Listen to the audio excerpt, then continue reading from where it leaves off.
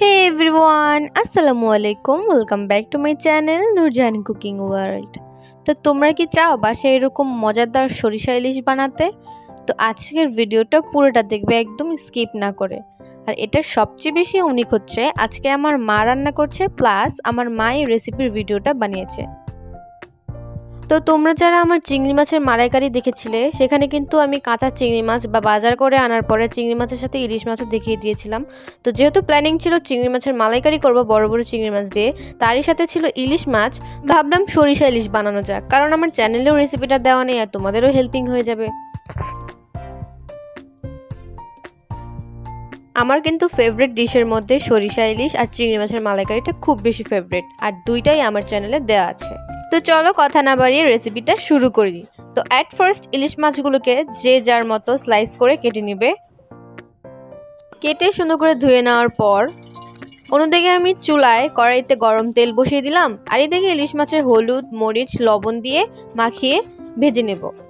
তোমাদের কাছে একটাই অনুরোধ, তোমরা প্লিজ আমার চ্যানেলটিকে সাবস্ক্রাইব করে লাইক এবং কমেন্ট শেয়ার করে আমাদের পাশেই থেকো। রেসিপিটা তোমাদের কাছে কেমন লাগে, আমার চ্যানেলের ভিডিওগুলো তোমাদের কাছে কেমন লাগে, সেটাও তো অবশ্যই আমাকে কমেন্টে জানাবে। আর আমার চ্যানেলের প্রত্যেকটা ভিডিও ফুল দেখবে, স্কিপ না করে। তোমরা দেখতেই পাচ্ছ মাছগুলি ভেজে নিচ্ছে মা। আচ্ছা, তোমরা কে কে ইলিশ মাছ খেতে খুব বেশি পছন্দ করো, ভাজা অথবা ভুনা অথবা সরিষা ইলিশ কিংবা যে কোনো ধরনের সবজি দিয়ে? অবশ্যই আমাকে কমেন্টে জানাতে হবে।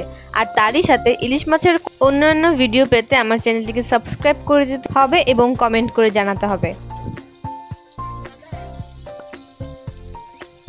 তোমরা চাইলে ব্লেন্ডারও এই কাজটা করতে পারো। মা এখানে শিলপাটায় সরিষা নিয়ে নিয়েছে বাটবে বলে। এখানে সরিষার সাথে ছিল রসুন।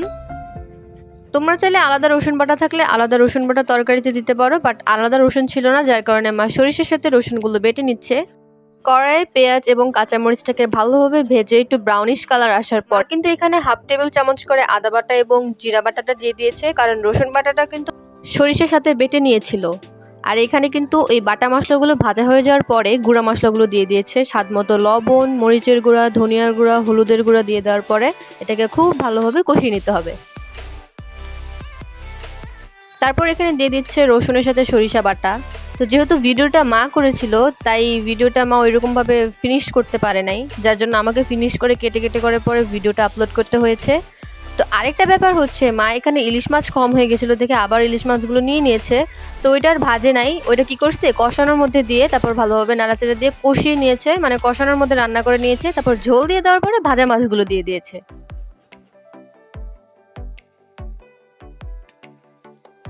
তোমাদের গ্রামীণ অঞ্চলে এরকম খড়ির চুলায় রান্নার ভিডিও দেখতে কেমন লাগে আমাকে অবশ্যই জানাবে। এবং আমরা কিন্তু এখন খড়িতেই রান্না করতেছি। খড়ির চুলার রান্নার স্বাদই কিন্তু আলাদা হয়।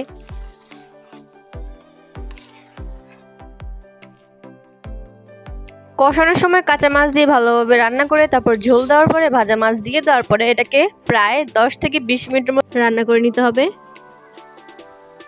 এ পর্যায়ে মা ঢাকা দিয়ে দিল। তো রান্না কিন্তু এখন পুরোপুরি শেষ। ঢাকনাটা উঠিয়ে দেখার পর দেখো তরকারির কালারটা কত সুন্দর এসেছে এবং স্মেলটাও দারুণ আসছিল।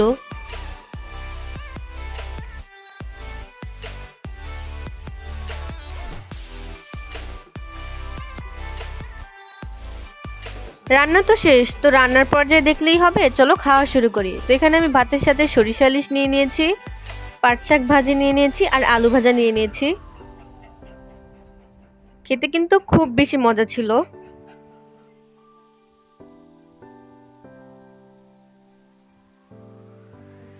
তোমরা যারা পুরো ভিডিওটা দেখেছো স্কিপ না করে, তাদেরকে অসংখ্য অসংখ্য ধন্যবাদ। আর ভিডিওটা দেখার সাথে সাথে যারা লাইক করে দিয়েছো, কমেন্ট করেছো, তাদেরকে অসংখ্য অসংখ্য ধন্যবাদ।